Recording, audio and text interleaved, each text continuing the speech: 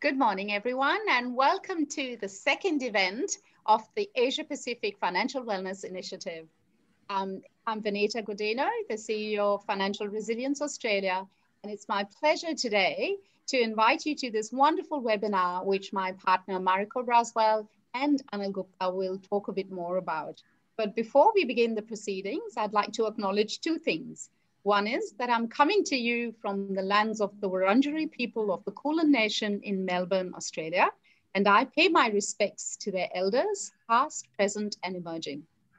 And secondly, I'd like to acknowledge that today is World Innovation Day. So I'm hoping that the whole world is as excited about innovation in a number of different domains. Today, we'll be talking about innovation in financial services. And before time goes by, let me introduce our wonderful partner, Mariko Braswell. Thanks so much, Vanita. And it's such a pleasure to be here again today with our esteemed guest. In recognition of World Creativity and Innovation Day, we're very pleased to have with us today an esteemed guest who has been fostering innovation for financial inclusion and wellness for the past 2 decades.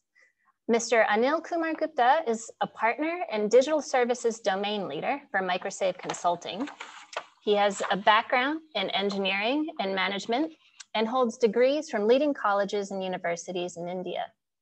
He is also an established development banker with a keen interest and understanding of tech and its power to address the needs of the poor and underserved.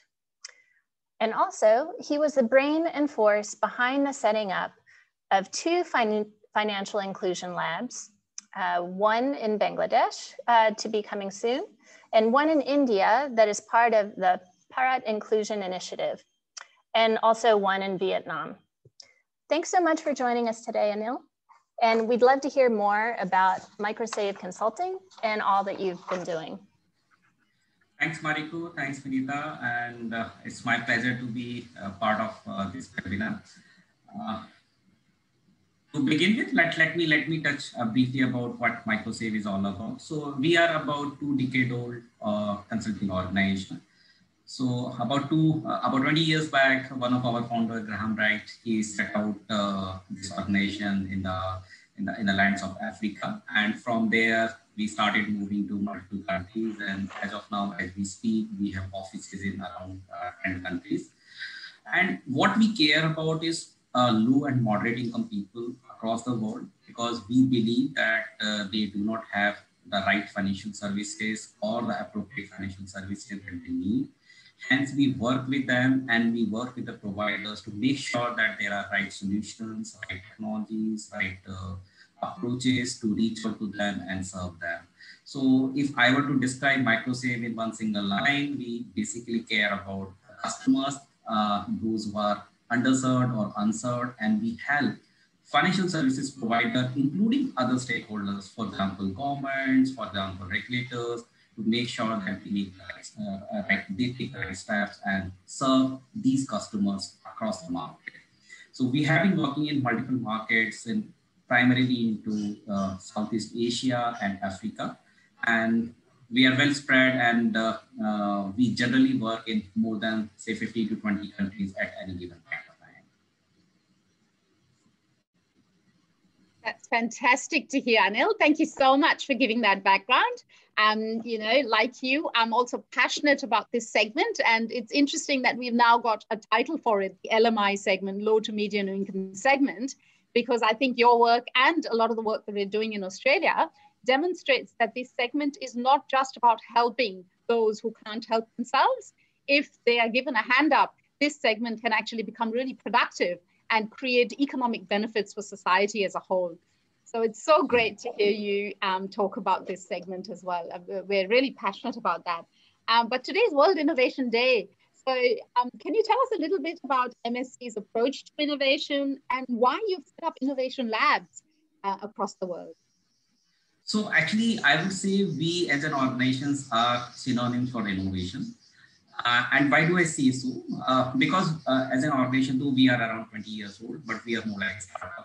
Every few years we change. We realize that like the environment in which we are operating, that is changing.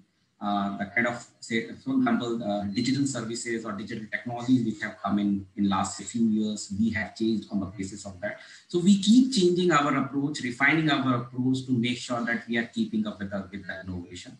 And that helps us in serving the customer segment that we really care about. So that's very important. And coming to the lab part of it, so let me just run you through some with some background actually on that. So when basically we designed this for Indian market.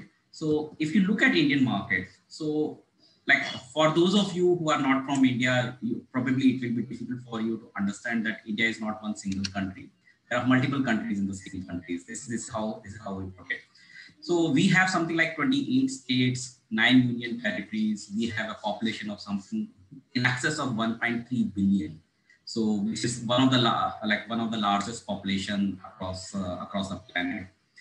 We have a fairly large, decent sized economy of about 2.7 to 2.8 billion dollars. Of course, COVID has made a dent, and we aspire to become something like $5 billion economy in 3 years to 3 to 5 years. So there is an ambitious task about that. We speak multiple languages, 325 to be precise classified languages that we have in India, and there are plenty of dialects, thousands of such dialects. So we are a very, very, very complex country. So whatever, whether we want to do innovation, whether we want to do inclusion, or whether we want to take any policy decision, we need to keep in mind that it is not simple. What works for one set of people may not work for the other set of people. So that's the first thing that we should keep in mind. Secondly, if I look at the country as a whole, and if I want to structure that into income pyramid, so typically three cuts I would like to take. One is that people, those who earn, or say household, those who earn more than $10 per day. Second cut is that people, those who earn between $2 to $10 per day. And third is where people earn less than $2 per day. So less than $2 a day is typically bottom of the pyramid, which is one of the defined poverty line by the World Bank also. That's a third cut. If I look at India, so India is it's a contrast in itself. So if you really look at that, how many people earn more than, how many households they earn more than $10 per day, there are about, you can say, around 23% of people they earn that much of income. And in fact, within that, if you look at 3% people, they earn more than $50 per day on a household basis, which makes them almost equal to, say, people those who are fairly decent earning, say people who are in Singapore, where Mariko comes from, or a different part of the Western world. But at the same time, we have a very large population, which is something like what we say is around 600 million people, what we call the middle segment, which basically is those who are earning between $2 to $60, or sorry, $2 to $10 per day. This is the segment actually that we thought that we should be targeting as part of our innovation lab. There are 2-3 reasons why we decided for that. One is that if you really want to reach out to the bottom of the segment, which is substantial actually, that's around 3% of the population, reaching out to them is fairly costly. In the sense, if you want to work with the startup community, it is very difficult for them to reach out to them, and the cost of reaching out to them itself becomes very high. The second was that what we also saw is that most of the startup community was comfortable working with people like me or anybody else who's in the room. And they are well versed with the technology, they are slightly higher income. So it's much easier for them to find their ways. And so what we thought that instead of say working with people directly at the bottom of the pyramid, let's start work with the people, those who are between $2 to $10. And then slowly see that how do we reach to the bottom of the pyramid. So that was the second thing that we thought we should be doing in terms of India. A third was I think this is not unique to India. This applies to all the markets. What you see is that there's a huge investment which is flowing into fintechs, and more so in Asian market, and particularly more so in Southeast Asian market. But if you see the patterns of investment, you will realize that 10% of the startup, they corner 70 to 80% of the investment. And generally, they are fairly decent sized startup in the sense like, say, for example, we have a very large fintech company in India by the name Paytm, which has more than 60 million accounts as of now, they, at one point of time, they were catering to something like 100 to 200 million people. So these companies like this, they are able to corner a very large share of investments which are coming there. So what we also, that was the third point. What we realized that though there are thousands of startups, India has more than 2,000 plus startups. But if you see where the money is going to only certain types of startups and in certain areas. So considering these three things, we went out in the market, we looked at the extensively the landscape, what's happening in the startup market, what is that they are getting from the any incubator or any accelerator, and what is that they value more. On the basis of that, what we thought, we will design a lab, and we designed a lab. And while we designed the lab, it's a combination of a lot of things. I would say first is that our idea or our design. The second was all about the process, and third was all about that what is that we want out of that. So if I were to talk about something about the process, so we looked at the complete life cycle of the startup or life cycle of an accelerator. That how do you source the application? How do you first, instead of before sourcing the application, how do you set it up actually? What is the right model to set it up? And how do you set up? Then how do you source it? And how, even if you source it, that you need to select, because you are not going to go accelerate all the startups in your system. So how do you select that? What should be the right process to select that? Then how do you run it with multiple types of intervention? Then if you were to disseminate some of the learning for the ecosystem, how do you disseminate it? Then the very important part for us was that we believe that everything is dynamic, nothing is static. So things are changing. And if they were to change, what is that we should be changing? So it's a process of continuous learning and continuous evolution. And then we also set out a learning agenda for us. And learning agenda was set out across 4 parameters. One was around the customer.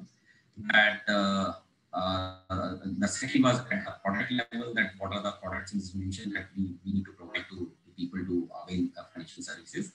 Third was at the fintech startup level itself, because that was the core constituency with whom we were working. And fourth was about the ecosystem, because ecosystem, our idea was that we are not going to do everything. We are going to do certain catalytic things as part of our lab, and it should be able to scale up, and people should be able to learn from them. So that is how it was designed. And I think I'll take a pause that instead of going too much in details, that what is that we are learning and how we are doing.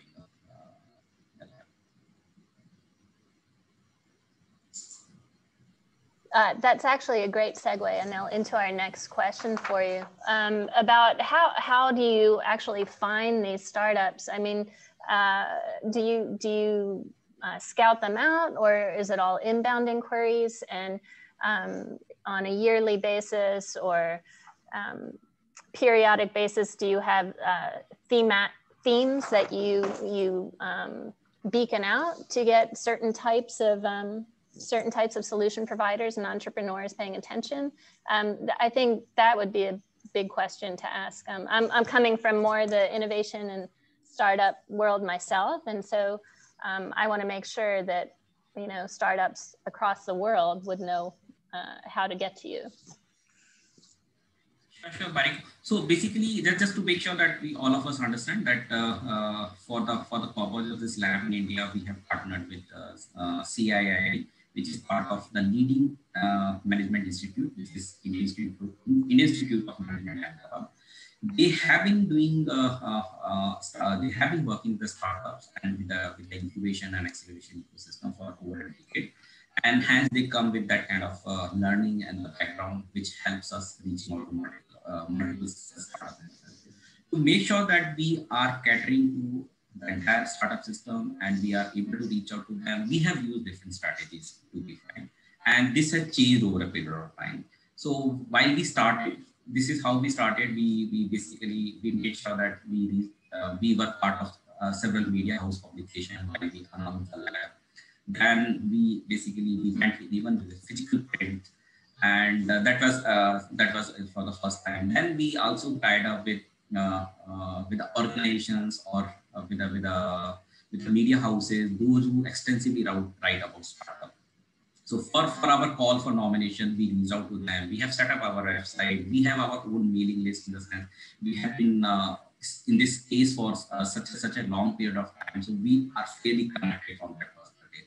But in addition to that, what we have also done is that we use social media very extensively. And since our lab is generously funded by multiple donors, for example, Gates Foundation, JP Morgan, Media Network, Bill and Melinda Gates Foundation, and Matrix Foundation.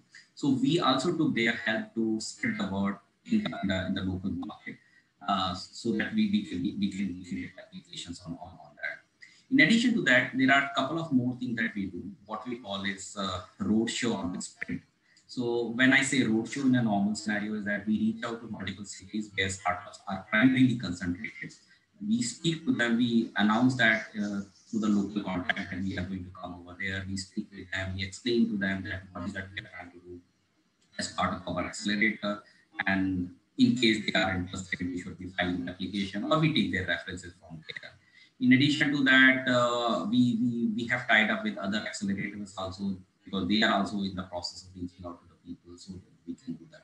But of course, a lot of these things have changed thanks to the COVID type of pandemic that we have. A lot of things that we had this physical contact and all those things, those have changed. But what has happened is over a period of time, we have built a very large database. In the sense like we have a database of more than 1,500 startups. And generally it covers most of the startups that we have in India. Plus, we have our continuous outreach program so that we can get from there. To give you that's a one part of the story. Second part of the story is all about that when we reach out to them, what is the type of startup that we have, or say where from they are coming, or what is that they want to do. So in fact, whatever we are doing, we keep on doing a lot of analytics on it, or we do a lot of, we try to understand where are they coming from, because there are certain hypotheses with which we had gone. So one of the hypotheses was that most of the startups are concentrated in 3 or 4 major cities of India. Unfortunately, to a large extent, I would say we are able to dissuade this to a certain extent as part of our lab. But of course, it's not that we don't take a startup into our cohort because they belong to those cities. I think that's not the criteria. But having said that, we also wanted to test, are we able to attract startups from, say, tier 2 cities or smaller cities. So that was one of the. So just to give you some perspective in terms of number on what is really happening in that. So see, we received around say 1,300 odd applications for first 3 cohorts. So our analysis is complete around for that. And these came from 23 states out of 29 states, around 118 cities, and 2 union territories, because we have a structure around that. Interestingly, 42% of the applications, they came from non-metro cities. So that was very important for us, that we are able to attract people from there. And interestingly, not all of them, they had focus on the LMI communities that we wanted. Around 2/3 of them, they definitely had focus on that. We received various types of fintech startups. I'll touch upon that later on. And if you look at their, in terms of where they are in their journey, so around say 30-40% of them, they were at a slightly advanced stage, I would say, and 70% of them, or 60 to 70% of them, they are in early stage of their journey. In the sense, they have the idea, they have tried the prototype, but still they are not too sure whether this prototype is going to work. So they pretty much all have their proof of concept to you, and when they come to you. And basically you're, I'm sorry, Vinita, I just wanted to clarify one thing. So and all of your companies in your cohort are from India then? You're not going? Yes. Okay. So basically, see what has happened is that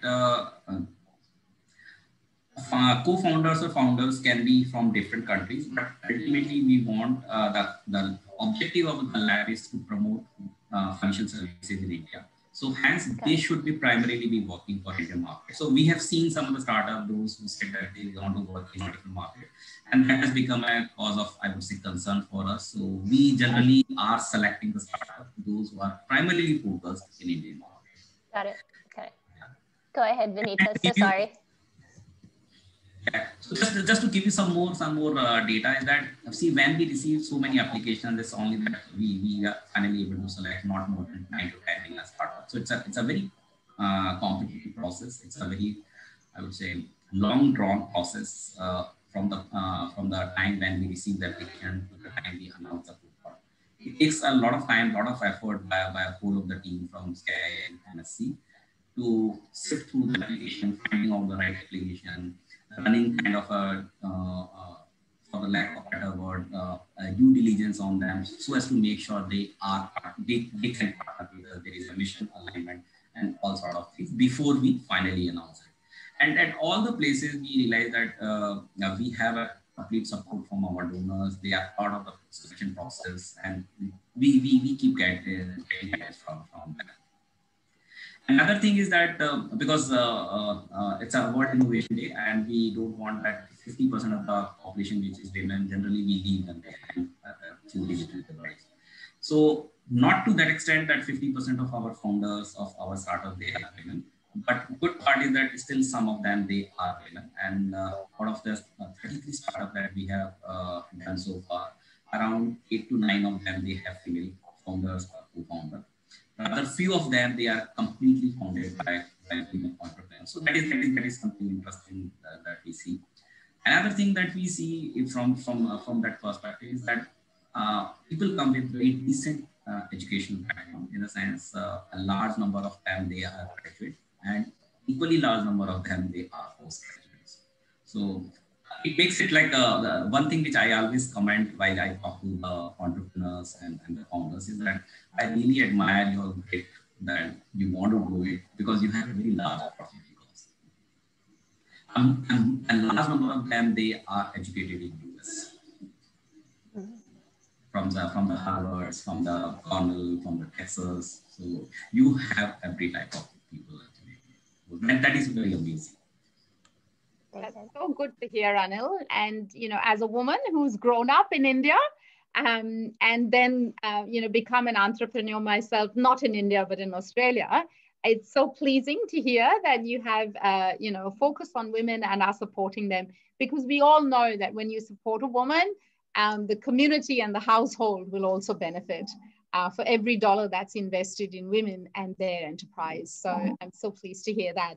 I was wondering if you can share with us some more details in terms of how many people your startups have reached, the kinds of products and services that they've developed, how they're meeting the needs of the LMI segment. I'd really like to have a little more detail, if that's okay. Yeah, so to give you the numbers, actually, as of now, we are almost completing our 4th cohort. And in all the 4 cohorts, we have done around 33 startups. These are unique startups in the sense like our design suggests that if someone, like originally our design was that pre-prototype, post-prototype, and then grow, basically scale up. So now based on our learning, we have merged pre-prototype and post-prototype into one single cohort. But if we realize that someone who is what we call it build stage, that people are building their product and they are ready for some traction in the market, we can take them into 2 cohorts also.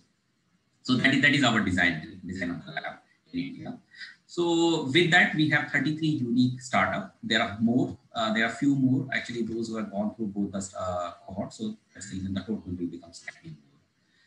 And if you look at this, how many individuals have been served? So if I consider all the 3 types, whether it's a B2C, B2B, or B2B2C, it is 23 million. It's a massive number, 23 million. And primarily, these numbers are coming from B2B2C, and this is where a lot of scale-up happens because these startups, they work with large enterprises and they have access to such a large number of people. If you look at that, how many people have basically they have been saving with our startup is around 174K. So 174,000 people is continuously saved with them, and around 27,000 of them they have saved consecutively for last 3 months. If you see that new products and the solutions, how many new products and the solutions have been added over there? We have 24 in number as of now. And very interestingly, like in these markets, what you will also find a lot of people, they need credit. And since they are new to credit, they are not able to establish their credit. like they're not able to get it. So people, those who are new to credit in our overall ecosystem is close to 1 million, which is around 928K to be precise as of now. And this is very, very interesting. Because I was reading today's newspaper, and one interesting thing which came out is that people, those who are new to credit. So this data has been released by TransUnion Civil, which is one of the data repositories that we have in India. Those who are new to credit in January 2019, a large number of them, more than 70% of them, they have become prime borrower in Jan 2020. So basically, they have a score of more than 700 out of a total possible score of 800. So this is very heartening to know that even at the ecosystem, this is something that what we are seeing. Because typically in a financial services system, if someone who is new to credit, someone who hasn't availed credit, it is considered risky. And I would say standard financial services provider, they find it difficult to provide credit to them. So this is very interesting part.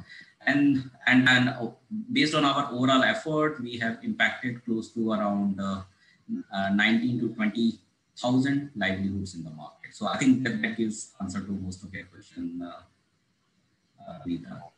That's great. Thank you, Anil. And I'm so pleased to hear about the financial inclusion aspect as well, because we understand that, small businesses who don't have access to credit, don't have a credit file or history, even in Australia, find it very difficult to get credit to grow.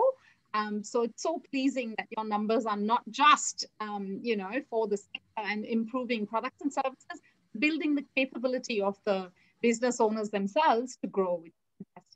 Now, one more thing I would add, because one very important aspect of running or working with startup is that they need to be validated. In the sense, when I say validation, it means they should be able to attract private capital. So if they are able to attract private capital, this shows that there is someone else who believes that what you are doing makes sense, right? Exactly. So as of now, our data suggests that our startups are already they have already raised close to around $20 million.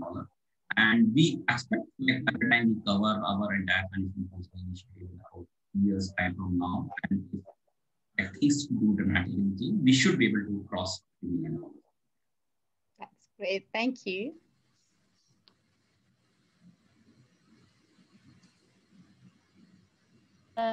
So the next question that I had for you that kind of ties into this, I'm just curious how COVID has affected the labs, and has it shifted your focus? Has it shifted the attention and the interaction with the startups? Is that going to be ongoing, or will you continue to adapt like you were talking about earlier? So yeah, actually COVID has really disrupted some of the thinking that we had. And but good part is that we are like as a human being, we are more resilient and we want to stay relevant.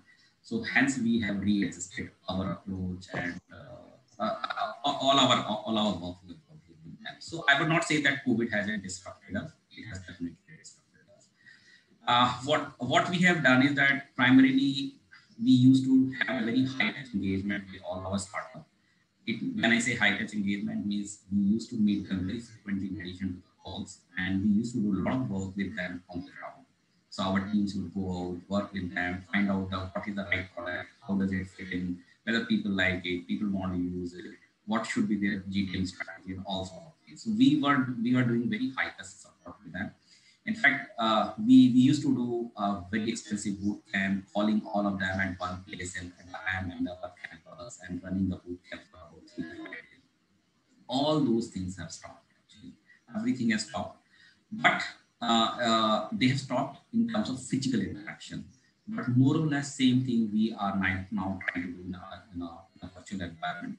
To give you a perspective of this, there are 3-4 things that we are doing. Say, for example, first is outreach. If you remember, Mariko, you had asked this question, how do we reach out to them? So now in the current scenario, what we are able to do is the best is that we are able to reach out to them through digital means only. Of course, one good part is that since we are already in our, say, close to end of second year, we already have a lot of database available with us. So that also help us in reaching out to many of the startups or say all of the startup community. But now we are extensively leveraging social media and other digital media. In fact, we just concluded our demo day yesterday. So even this demo day was also done virtually.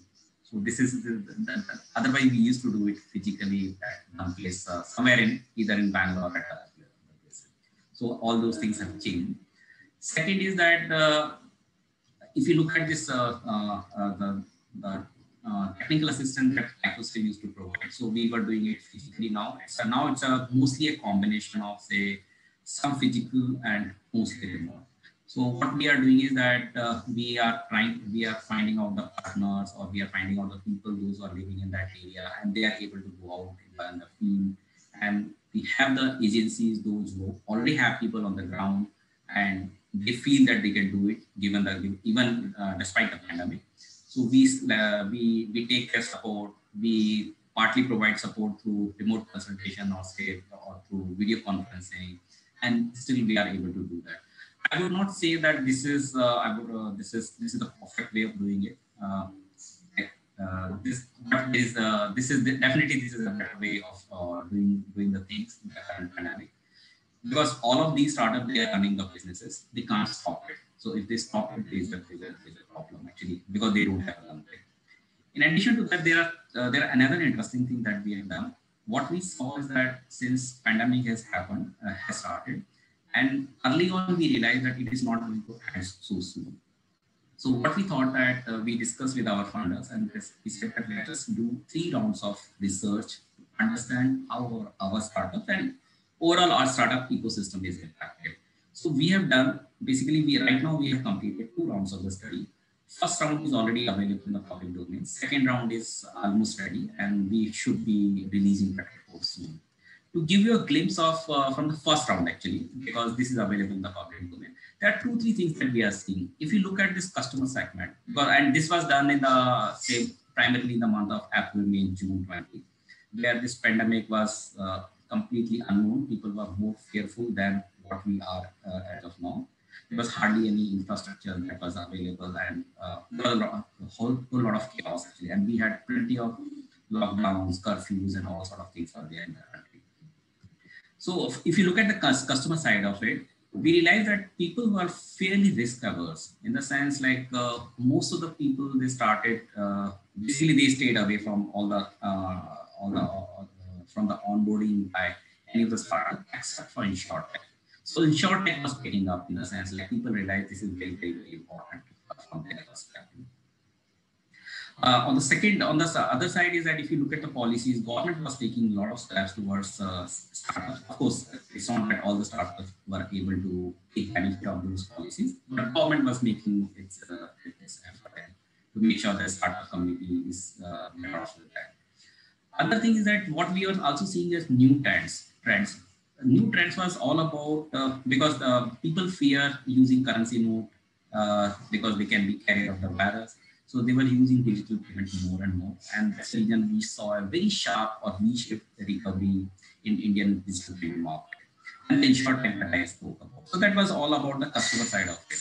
And if you look at the business side of it and how they were raising capital, I think they were really, really at stress. So many of them, they were running with a survival risk because what we assess is 60% of them, they had a runway for about 3 to 4 months. So if pandemic had lasted beyond 3 to 4 months, it was very difficult for them to do it. But every adversity gives rise to some opportunities. So that's what they sought is how do we cut down our costs? So the second step, they said that let us cut down our costs. And they cut it down by as high as say 55 to 60%. And one of the tools that he used was that to cut down the pay scales. So basically they cut down the salaries of most of the key employees. And it's not that that people were leaving the startup because of that. People realize that this is a temporary phase, and once it is over, we will get it. A lot of other strategies that some of the startups they used. They thought, let us reskill some of our employees, and instead of say someone is getting used only in the marketing, and they also be used in the backend customer services. So some of the new tricks people definitely try. On the fundraising side, what we realized that most of the investors are very cautious in the sense they only, because they realize that they have limited pool of money and they wanted to support only their portfolio companies. So basically there was a tightening of course for a time being, and as probably in the next phase when we come talk about at some point of time, this thing has tremendously changed. But there are two silver lining that we see in this entire gloom or doomsday type of scenario. One was that fintechs were using this period to innovate, in the sense like they realized that whatever they were offering was probably was not relevant. So there's always a debate of around resilience and the relevance. So this relevance has become very important. So what was not relevant earlier has become relevant now. So they realized this and they started offering those solutions in addition to whatever they were offering. So they used this time to innovate more. So that was very interesting. Second is that what we see is that there's a very, I would say, a perceptible rise in offline merchant payments, or what we call it in Indian is mom and pop stores are also known as kirana store. So it's a mom and pop store technology that has really gone up. People realize that this is very important. It was very difficult to buy even from e-commerce while there was a lockdown. So people were buying from the local mom and pop store, and they started using technology. So some of these things were happening, and this is what we learned as part of our phase one.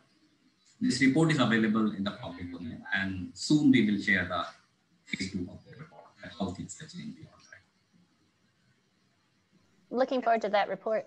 Yeah, so interesting, and we'd love to share that with the second and third ones as well as and when you get them, Anil. So look, it sounds so exciting to me, and I'm guessing you've done so much research into how to set this lab up in India, relate to the context. Are you using a similar approach to the one that you're going to do in Bangladesh and then the one in Vietnam? Just a little bit about what you're finding that's similar to India or different to India, so that we get a taste of the different markets as well. So I think great question, Vinita. We are a firm believer that what works in one market may not work in different market. So while we were designing this lab, there was an existing lab which JP Morgan had initiated in US market, and it has already run for more than a year, and they have a lot of learning, and we took a lot of learning from there. But we knew for sure that what has worked in US market may not work for Indian market, because markets are different, their capital structures are different, even startup community will be very different. For example, in Indian market, we know for sure that most of the startups are promoted by techies, so they need less of tech effort, more of business effort. Versus in some other market, it may be very different. So similarly, that is like we believe that these different markets will require different approach, and they require different stakeholders to come on board. To give you a glimpse into about to be launched a lab in Bangladesh market, what we have done is that we have created a collaboration between multiple partners, which includes Access to Information, which is government body, UNCDF, which has been working in Bangladesh market. In addition to that, we have basically made a we have made a I would say consortium of so many other partners, those who can come together and support us in doing that. And as part of that, in Bangladesh market, because the requirement or the experience in the Bangladesh market has been that it may be very difficult for many of the startups to scale up. Hence, the focus would be on scale up. In the sense, like even if they are existing players, those who can do something which is for the purpose of financial inclusion, but they want someone to mentor them, someone to help them while they are designing or say rolling out the solution. So what we have done is that our focus is primarily on few relevant problem statements which are there in Bangladesh market, as well as on how do we address them and scale up. So focus is more on the scale up, that instead of say waiting for a long haul, because startups are a long haul in the sense like when you start working with them before they can scale up, it's going to take a lot of time. So the market requires that we want faster solutions which can be scaled up. So the focus is more on that. And if you look at this Vietnamese market, is again very different market, like as compared to what we have in India and Bangladesh. It's a very different market, like in a sense. A large number of them, they have a smartphone. They are fairly, I would say, tax free as compared to these two markets on overall basis, right? So in those markets, you already have a kind of a set of startups. Not all of them, they are concentrated on financial services, particularly for, say, underserved or unserved segment. So we need to find out those startups or those organizations which are working in this space, reorient them and take them into the direction. So I would say different markets, different approach, but fundamentals or the building blocks, they remain same, that how do we want to do it? That's great. Thank you, Anil. It gives us such a good insight into different markets. And, you know, for us, we're always trying to connect whatever we can learn across the region. And those are really great findings. Thank you. I had some questions. I know you shared with us some great trends that you're seeing as far as who the entrepreneurs are that are applying and the types of businesses that they're doing, as well as the segments that their businesses are focusing on. But I'm just curious a little bit about the technical sides of things. Do you see any trends in the technology that's being implemented in?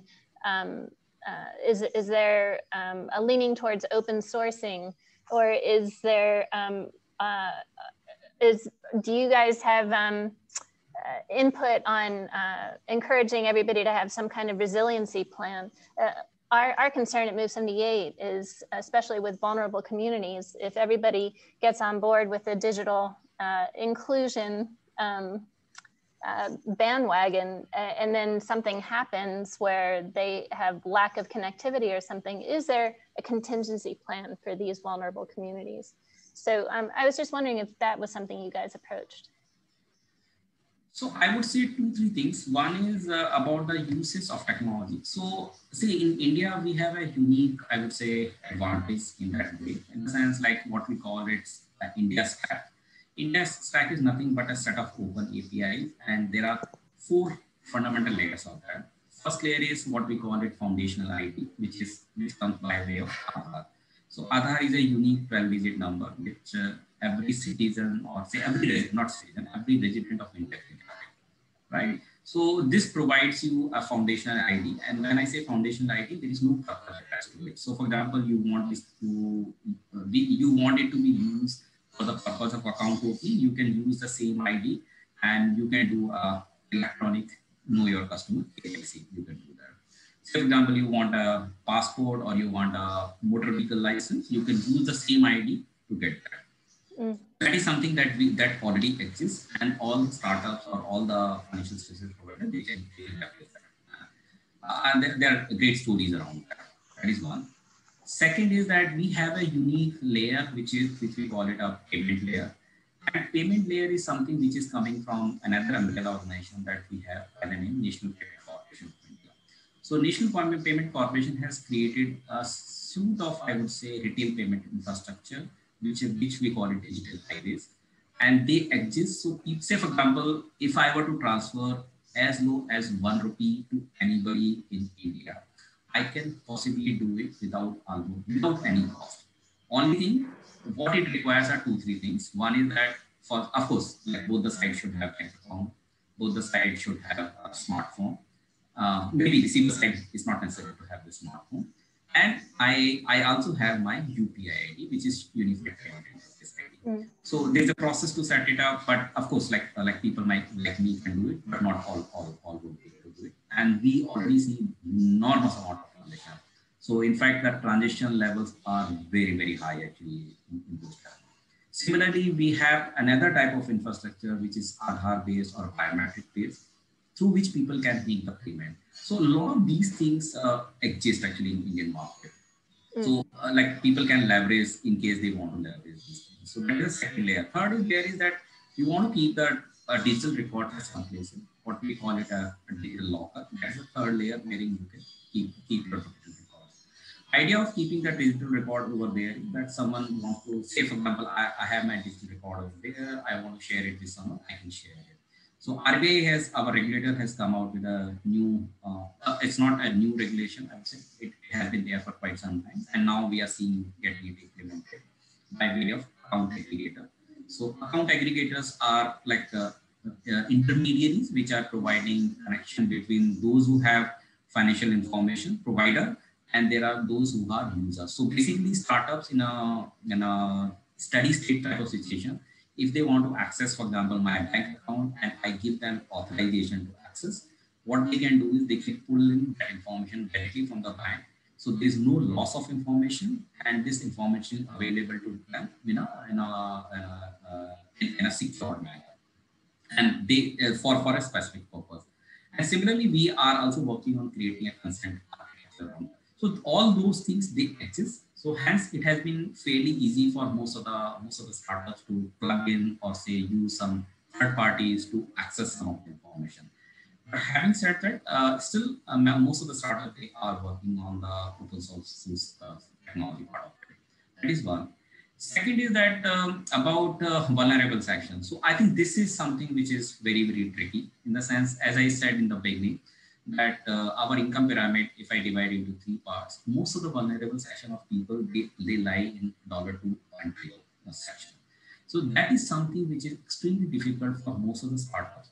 But what we also understand, and this has been our hypothesis, which has been proven time and again, is that unfortunately, if you were to reach out to this segment, digital channel alone cannot work. So you need to have a combination of physical and digital channel, what we call essentially a physical channel. So this is what works. So for example, if you want to provide banking services to them, you have a last mile agent, and most of the thing till the last mile is digital. But while people interface with the last mile agent, and this process is a physical process. And rest everything, even if they want to do the transaction, for example, they want to withdraw money from their account, they will give their biometric identity, authenticate it, and get the money. But the interface remains physical. And this has got to do a lot of other things also. It's not that around technology. First, people are afraid of using technology because they feel that if they make mistake, what will happen, right? Second is having a comfort of someone who is there, who is more trusted, and in case anything goes wrong, they can approach him or her. So I think probably for vulnerable section and people, those who are going to take some time before they can start using digital services, they will continue to rely on physical channels. And that is what most of our startups, they understand and they learn. That if you really want to go to this segment, you cannot wish away that everything can be digital. Only thing is that due to pandemic, most of the startups and most of the people, they feel that they should be using digital channels, but still I think it's a long way, because once pandemic subsides, people are likely to come back to the old habit. There may be enhanced uses of digital services, but of course, I would say it's a journey. It may take few years before people are using their phones or any form factor that they can use for digital channels. I think that is how I will look at it. Thank you so much, Anil. That was very insightful and answered the question really well. I think we're about time to wrap up here. And we've pretty much incorporated the audience questions into our discussion already. But we just want to thank you so much for your time today. And thanks so much for sharing your experience and your insights with us. And we look forward to keeping in touch with you. Can I ask one last question, Mariko? Just a few minutes while I've got Anil here. Sure. And Anil, I'm so happy to hear you talk about ecosystem, because one of the biggest learnings I've had in my journey with financial inclusion and capability and well-being is that no one sector or individual or even agency can solve this problem. We all need to work together. Absolutely. And you obviously made that happen in India. Mariko and myself are trying to make this happen across the Asia Pacific region. What advice would you give us in terms of how we can create an ecosystem that can then support people like yourselves who are working in different parts of our ecosystem as well? How can we help you and vice versa? Excellent point. I think, Vinita, you are bang on the target, in the sense like these problems are not simple. These appear very simple, and there are multiple reasons. Say it has got to do with the abilities of financial services provider to serve this segment. They feel that it is not remunerative for them. It's not viable business for them.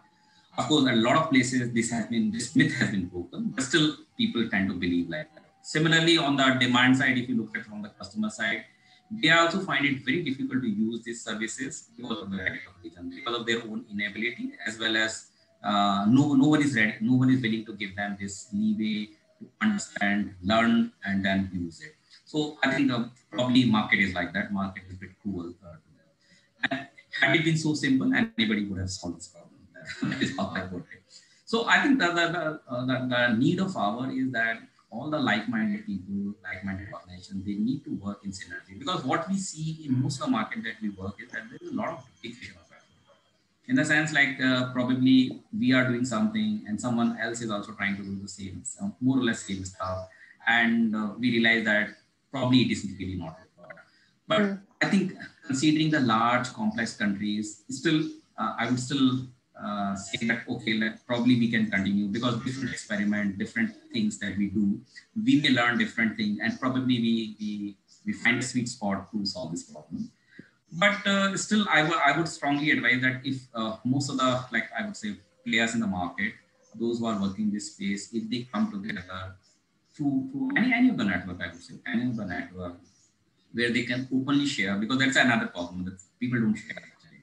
So if they can openly share what is working for them, what is not working for them, and what probably can work, I think it may solve to a certain extent. The third thing is that what we realize that end of the day, if you really want to go in this space, most of the market that we see, these are all directed in the sense like either policymaker or the regulator is directing that this is what you should be doing if you want to do a commercial financial services. I think they have to make sure that in addition to direction, they need to provide them a pathway that this is a profitable business, or this is how you can do it in a profitable manner. Or if it means that you need to change some of the policies around there, or you need to change certain regulation around there. So for example, KYC is same for all, right? Whether you have anything, you have any document, you are a marginalized part, or you are a marginal farmer, or you are a disadvantaged women or vulnerable community. For everyone, this remains same. Probably like we have to think about that. How do you make sure that it is inclusive in the sense those who do not have it, how do we include them in our overall scheme? If we do 2-3 of these things, probably we have I would say, higher chances of success. And of course, like as Michael said, we are always available in all the market that we work with whatever we can do. This is how I saw it. Great. Oh, great. And, once again, sorry, Mariko, I just squeezed in one last question. I couldn't That was wonderful. No, that was wonderful and well said. So thank you for doing that. No worries. And, the way I look at it, what we're doing, just the three of us here, me in Australia, Mariko in Singapore, and you in India, we're demonstrating that this approach works and that we can all work together, share learnings, as well as what doesn't work, so that we can all have a better future across this region. So thank you so much once again to all of you for participating. Thank you to the audience. And all the best for your efforts, Anil. We wish you the very best. Yes, and please stay safe. Stay safe and healthy. Thanks, Vinita. Thanks, Mariko. It's my pleasure to be part of this series. No worries. Thanks so much. Thanks, everyone. Thanks, everyone, for joining us today. Bye-bye. Bye. Thanks.